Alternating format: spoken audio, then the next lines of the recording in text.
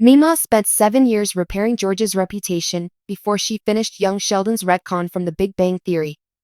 In the sitcom produced by Chuck Lorre and Bill Prady, the family of the socially awkward genius Sheldon was already formed long before the concept of a Sheldon origin tale was considered. Throughout the 12 seasons of The Big Bang Theory, Mary made her debut and was a frequent visitor to Pasadena. But Georgie and Missy were far less involved. Contrarily, Meemaw had a solitary cameo.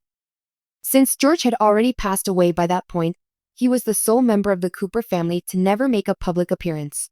There was no shortage of anecdotes about George in The Big Bang Theory, even if he never got the chance to meet Sheldon's buddies. This contributed to the franchise's image of the character, which was not favorable. George was a terrible parent who did nothing but drink and lounge around, according to Sheldon and Mary. Prior to the 2017 premiere of its spin-off, this iteration of the Cooper patriarch enjoyed years of relative solitude. When young Sheldon came to a close, he had undergone a complete rehabilitation, with the retcon being appropriately capped off by none other than Meemaw. During the tragic news of George's death that was relayed by his co-workers in the 7th season of Young Sheldon, episode 12 titled A Little Snip and Teaching Old Dogs, Meemaw was present alongside Missy and Mary. After that, she stood by her family as they dealt with the fallout. So much so that when Sheldon's mother began to cry during her moving parting address for George, she stepped in to deliver Mary's eulogy.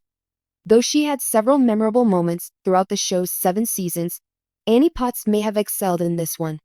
Along with the spot-on mix of seriousness and lightheartedness, Meemaw's eulogy was the finishing touch that restored George's reputation.